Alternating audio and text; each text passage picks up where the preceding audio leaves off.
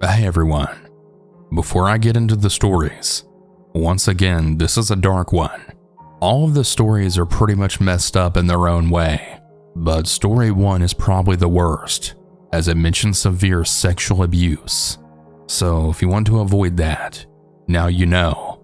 I'll also have it labeled in the timestamps. Without any more further interruptions, let's go ahead and get started. And remember to always stay hungry.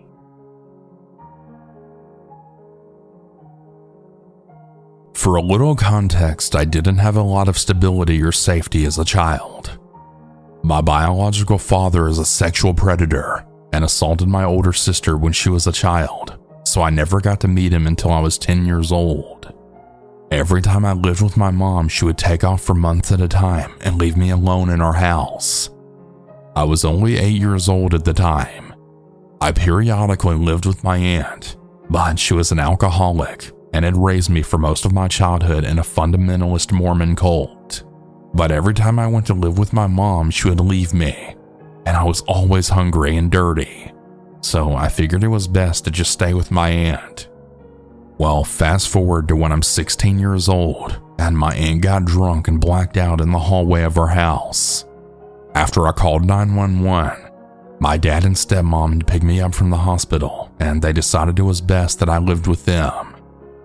My dad made me really uncomfortable, but I still loved him, and I thought he was a changed man, and I did adore my stepmom.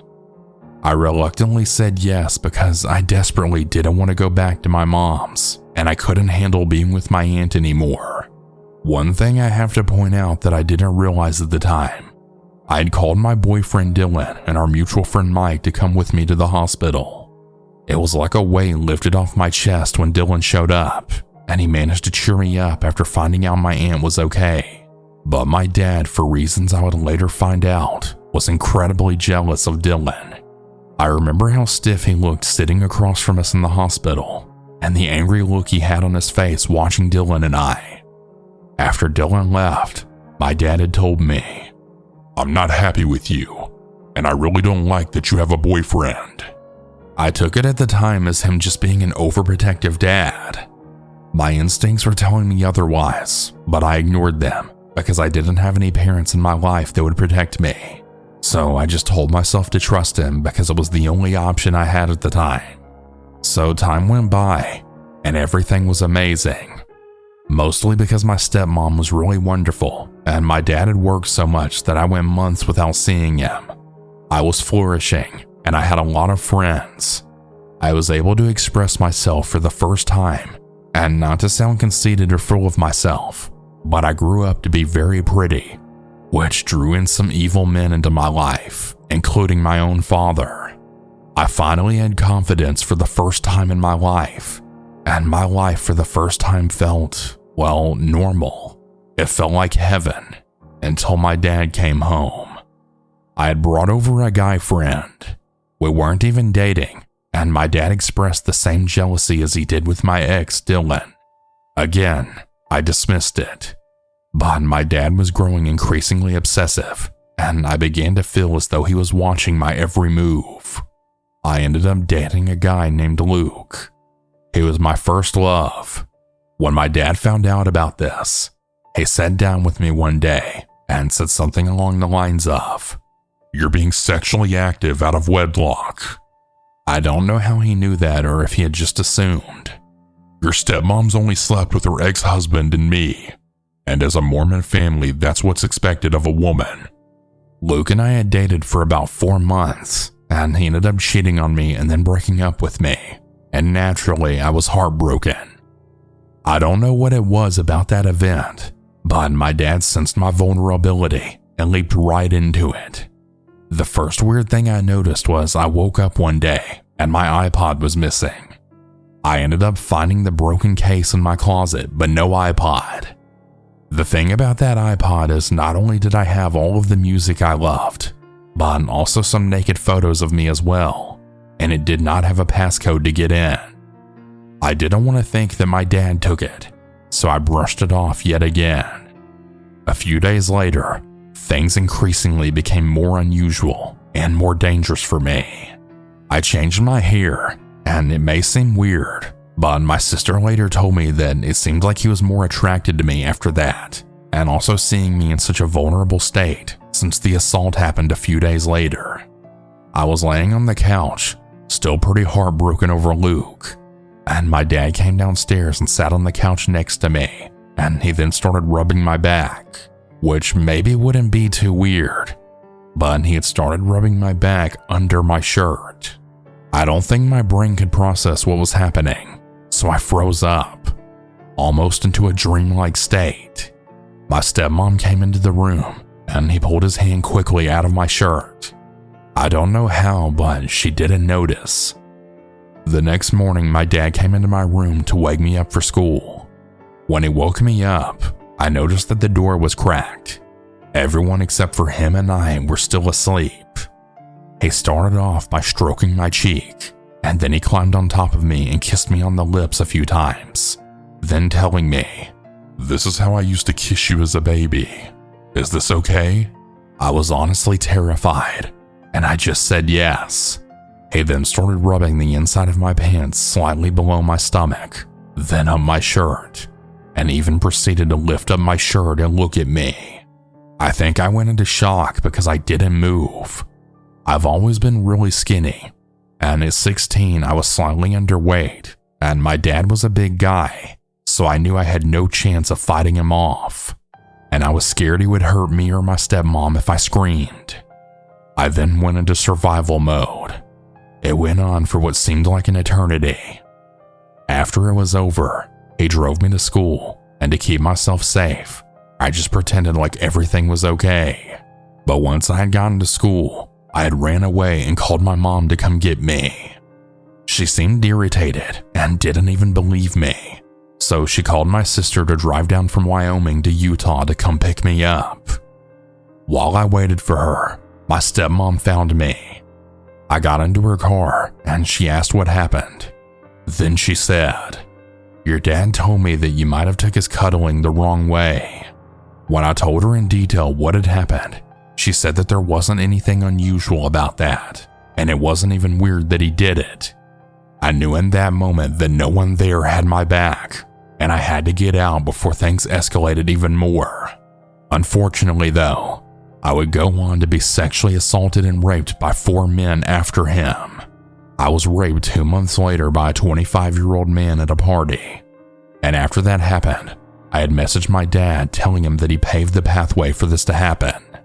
No one would believe me, so I learned to stay quiet about everything that happened to me, and I told him that I forgave him, not for him but for me.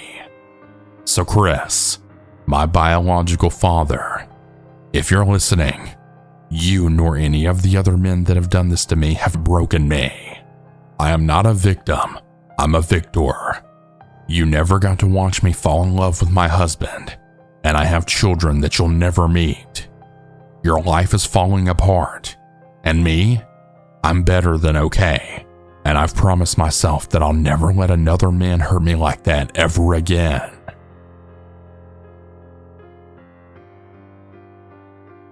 I was 20 at the time this incident occurred, and I'm a female. I lived in Alberta, Canada at the time when I was a college student. I was used to living in a city environment, so I always considered myself to be pretty street smart. I went about my life as normal, but one day, that all changed. I was on every social media that you can think of, including Twitter. I wasn't on it much, but I had an account anyway. One day my sister had called me back home in Quebec, and I immediately knew that something was wrong. She demanded to know where I was, which confused me, but I told her I was at home, and I asked her what was going on. It was the weekend that I wasn't at work or school, so I had some rare time to myself. She told me that she didn't know how to tell me this, but there was a video of me circulating on Twitter, and that she needed me to know. I asked her what she meant, and she said she would send me the link, and that she was so sorry. I was anxious now, and I asked her to please tell me what the hell's going on. She told me that she wanted to video call me, which I agreed to, and we hung up so we could do that. When I answered, she looked like she had been crying, and her eyes were frantic. I asked her again to please tell me what the hell was going on, and what did she mean that a video of me was circulating. She told me that basically there was this Twitter page called Canada Creep. She said it was a page dedicated to posting photos and videos of women without their consent, and that often these messages and videos were inappropriate. Close-ups of women's breasts and butts, etc. My blood ran cold and I felt sick. My sister had told me that she had heard about the page but never thought much of it, since sadly a lot of creeps do that sort of thing. However, she told me that someone had reached out to her and told her I was on it. This person was on the page trying to get it taken down and had recognized me. I needed to see how bad it was, so when my sister sent me the link, I looked. I recognized myself walking down the street from behind. I was wearing a long-sleeve shirt and jeans. The footage followed me, zooming in on my ass before suddenly switching to the front of me. He must have got ahead of me somehow and edited 2 clips together. My top wasn't low cut at all, but even if it was, no one deserves to be perved on. The camera showed my full face in the second half and then zoomed in on my chest area as I walked. The clip wasn't very long, but it wasn't short either. It made me burst into tears to know that someone had been filming me and that it was now online, all for a bunch of perverts to thirst over. I recognized the outfit, and the video must have been taken just a few weeks before, within the same month I discovered it. I recognized where I was, and I hadn't felt like anyone was watching me or filming me. I was shaking as I racked my brain around it. How could I have not noticed someone was filming me, especially from the front? Wouldn't I have seen a man waving his phone at me? I couldn't stop crying, and my sister kept telling me how she was so sorry, and she began crying too. The creep captioned it with something I don't want to share, just in case anyone tries to find me, but it made me sick because it was something so gross and dehumanizing. One of my roommates must have heard me because she knocked on my door and I told her she could come in. I ended up telling her everything and she tried to console me. She said that she had no idea that a page like that existed, but I ended up finding out that some people at our college were aware of it. Some people were actually trying to get it taken down. I don't want to give any information about my identity because I'm honestly still paranoid that some perverts from that page could still find me somehow. But I'm going to be sharing some links that Southern Cannibal can put in the description if he decides to use this story, just for anyone who might want to read about it. Anyways, I tried reporting the video, but Twitter didn't take it down. The page had thousands of followers, and I don't know if all of them were creeps, or maybe it was people trying to keep tabs to close it down. The man was eventually caught, but it didn't erase all the stress he had caused. I feel like I was one of the lucky ones, because so many other women were victims of upskirting, and I can't even imagine how violating that would feel. I feel violated enough having this man zoom in on my chest and fully covered behind, knowing a bunch of perverts lusting over it, never mind the world seeing my underwear. To this day, I feel uncomfortable and on high alert in public, and I struggle taking public transport, as I was near public transport when he got footage of me. It's been several years now, but I still feel so angry. This complete stranger has destroyed my trust in the world, and I'll never get it back. The story took place from the time that I was 11 to 16 years old. My parents had gotten a divorce when I was 9 and my little sister was 6. We ended up moving to the other side of town to a little house that my mom had rented. My mom got lonely, so she decided to try dating. She began dating this man named Matt. They had dated for about a year until my mom discovered that he was cheating on her. Little did she know that wouldn't be the end of Matt. When they were together, he would show abusive tendencies. He would commonly scream at me and my little sister. I was only 10 at the time that this happened, so I became very afraid of him. Once my mom kicked him out, he began stalking us. He would park in front of our house and just sit there all night. I don't know what he did in the car all night, but I would stare at that car for hours until I fell asleep, and then the next day he would be gone. My mom had to work a lot and would leave me and my little sister home alone since I was old enough. Even on nights my mom worked, he would still be there. One time when I was 13, he got ballsy and came to our door. He would just stand there all night until like 5 minutes before my mom got home. He would also go around the house and knock on all of the windows. I once woke up in the middle of the night to my little sister screaming. I ran to her room and she was crying in her bed. She said that Matt was outside her window. I wasn't getting the proper amount of sleep that I should have because I was really scared that he was going to break in. I actually told my dad about it on our next visit, and he gave me a phone and he said to call him if he came back.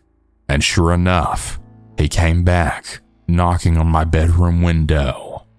I called my dad and he rushed right over, cussing Matt out. "Look, I'm going to tell you this once. If you don't leave my kids alone, I'm calling the cops on your fucking sorry ass." Matt did leave us alone for about 2 weeks, but then he came back. My 14th birthday had just passed by this point, and he decided to leave me a little birthday gift right outside my bedroom window. It was a fucking dildo. I was disgusted. I was a child. I told my mom about this, and we went to get trained on how to use a gun. She told me if he came back to threaten him with the gun.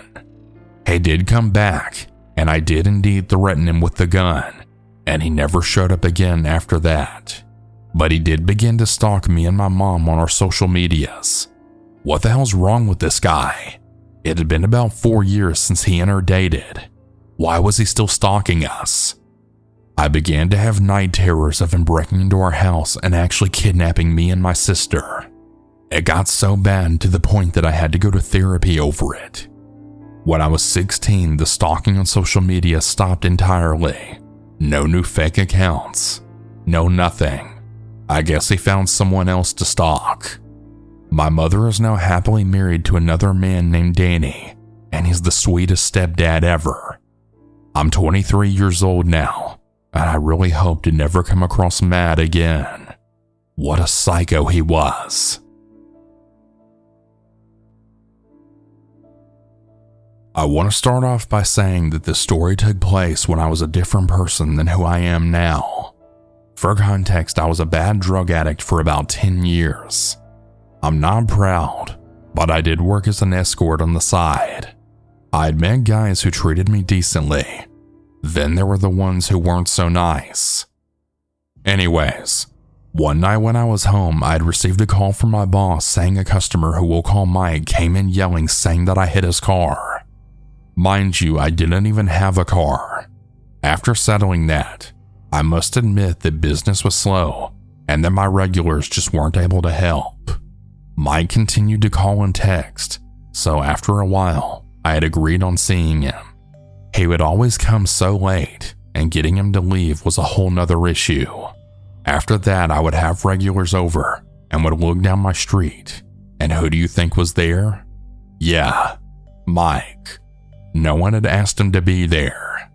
After my date left, he came banging on the door asking who that was, and he then threatened me with a statement that made me scared as hell.